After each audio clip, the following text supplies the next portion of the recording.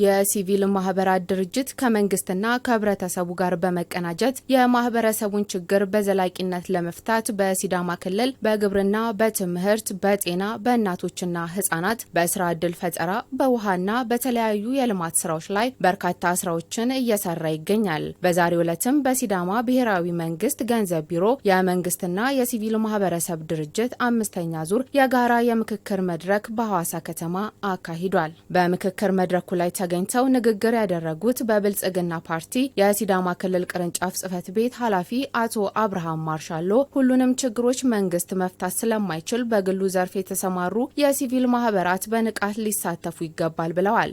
በአግባቡ ችግሮቹን እየለዩ እየተመራመሩ ማህበረሰብ አገልግሎቱን በበቂ ደረጃ ሰርቶ ማሳካት ካልቻሉ ችግሩ ሊፈታ አይችልም የሚለው የመከነውን አቅም በአግባቡ መያዝ እንደሚያስፈልግ ተለይቷል።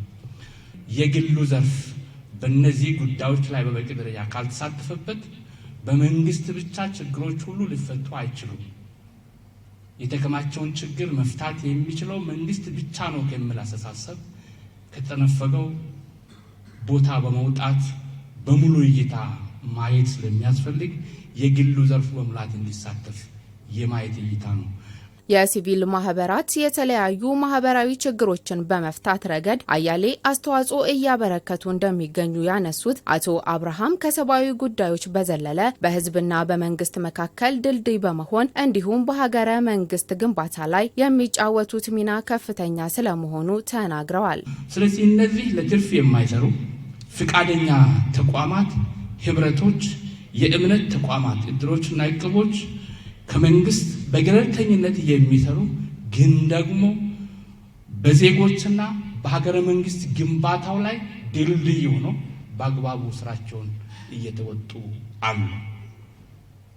ይሄ ከዚህ በላይ አስፍቶ በብቃት ሊሰሩ ዛሬ ላይ የሚመክረው ጉባኤ እስካሁን የሰራናቸው ስራዎች ምን ጥሩ ስራዎችን ሰርተናል ሀገር ለመገንባት። ይሄ ወሳኝ በሀገረ መንግስት ግንባታውና በመንግስት መካከል በዜጎች መካከል የሚሰራውን ድልድይ የሚገነቡ ከሆኑ እነዚህ ተቋማት በዚህ አግባብ ሰርተውታል።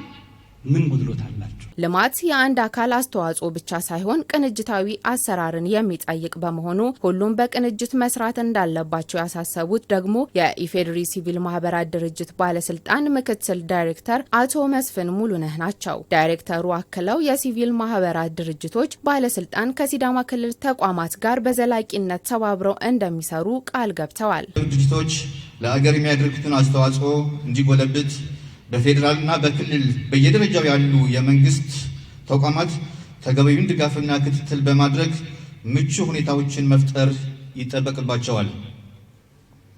በተለይም በፌዴራል ደረጃ የወጣው ሕግ በየክልሎች በተሟላ መልኩ መተግበር ይኖርበታል። ለዚህ ደግሞ ቅንጅታዊ አሰራር መሰረታዊ ጉዳይ ነው።